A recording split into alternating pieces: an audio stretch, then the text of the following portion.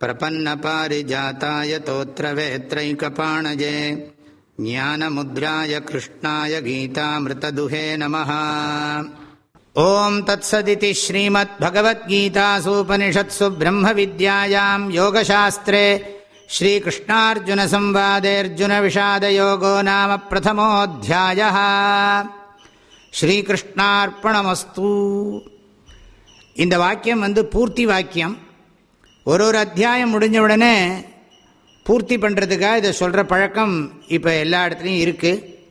இதோட அர்த்தத்தை இந்த அத்தியாயத்தில் மாத்திரம் சொல்கிறேன், மற்ற அத்தியாயத்தில் நீங்கள் அந்தந்த கான்டெக்ஸ்டில் புரிஞ்சுக்கணும். நீங்கள் ஒன்றுலேயும் அந்த தலைப்பு தான் மாறும். அர்ஜுன விஷாதம்ங்கிற தலைப்பில் இந்த அத்தியாயத்தினுடைய கருத்துக்கள் நிறைவு பெற்றுவிட்டன. ஓம் தத் சத்து.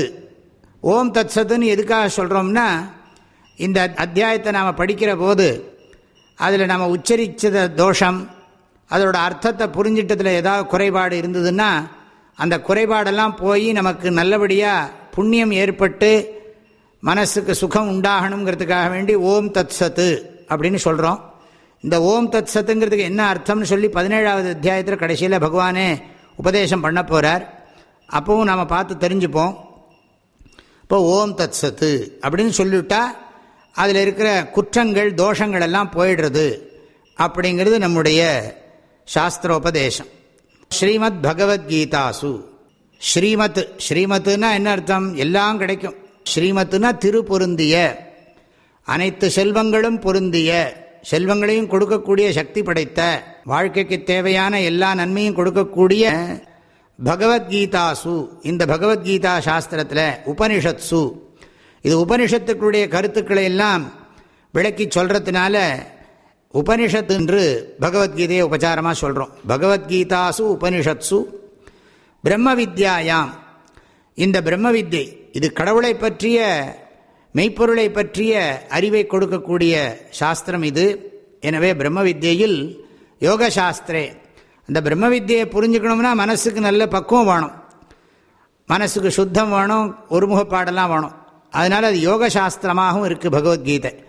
கடவுளை பற்றின அறிவையும் பகவத்கீதை கொடுக்கறது, மனசை பக்குவப்படுத்திக்கிறதுக்கான அறிவையும் பகவத்கீதை தான் கொடுக்கறது. அதனால் பகவத்கீதையை யோக சாஸ்திரம்னு சொல்கிறோம். பகவத்கீதை பிரம்ம வித்யைன்னு சொல்கிறோம். இது உபனிஷத்துக்களுடைய கருத்துக்களை விளக்கி சொல்கிறதுன்னு சொல்கிறோம்.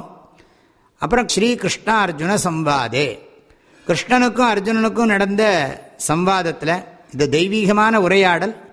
பேச்சுன்னா லௌகிக விஷயங்களை பற்றின பேச்சு இல்லை, தர்மசாஸ்திர விஷயங்களை பற்றின பேச்சு குறைவு தான் இங்கே. சம்வாதம்னா உயர்ந்த கருத்து, உயர்ந்த விஷயத்தை பற்றிய உரையாடல். சம் என்றால் நல்ல, புண்ணியத்தையும் மனசாந்தியையும் இறைவனை பற்றிய அறிவையும் கொடுக்கக்கூடியது சம்வாதம். ஆக கிருஷ்ணனுக்கும் அர்ஜுனனுக்கும் நடைபெற்ற தெய்வீக உரையாடலில் அர்ஜுன விஷாத யோகோ நாம, அர்ஜுன விஷாதம் என்ற பெயருடைய பிரதமோத்தியாய, பிரதமம்னா முதல், அத்தியாயனா அத்தியாயம் பகுதி நிறைவு பெறுகிறது. இத்துடன் ஸ்ரீமத் பகவத்கீதா சாஸ்திரத்தில் முதல் அத்தியாயம் நிறைவு பெறுகிறது அப்படின்னு ரொம்ப அழகாக சொல்கிறோம். இதில் ஏதேனும் சொற்குற்றம் பொருட்குற்றம் இருந்தால் நீங்கட்டும். உபனிஷத்து கருத்துக்களை எல்லாம் விளக்கக்கூடிய இந்த பகவத்கீதா சாஸ்திரம் பிரம்ம வித்யா சாஸ்திரம், யோக சாஸ்திரம், கிருஷ்ணார்ஜுன சம்வாத ரூபமானது. அதில் இந்த அத்தியாயம் நிறைவு பெறுகிறது. இதை நாம் கிருஷ்ணனுக்கு சமர்ப்பணம் செய்து நம்முடைய மனதை சுத்தப்படுத்திக் கொள்கிறோம், வாக்கை சுத்தப்படுத்துகிறோம். இதெல்லாம் நல்லா படிக்க படிக்க நம்ம வாக்கு பேச்சு நல்ல பேச்சாக இருக்கும். அதனால் வாக் சுத்தி ஏற்படும், அந்தக்கரண சுத்தி ஏற்படும் என்று சொல்லி ஸ்ரீ கிருஷ்ணனுக்கு இந்த அத்தியாயத்தை படித்ததனுடைய ஒரு செயலை அவருக்கு சமர்ப்பணம் பண்ணுகிறோம். அப்போ தான் நமக்கு நம்முடைய படிப்பு பயனுள்ள படிப்பாக ஆகும். அதுக்காக பகவானுக்கு நாம் இதுவரைக்கும் பண்ணின சிந்தனையை சமர்ப்பணம் பண்ணுறோம்.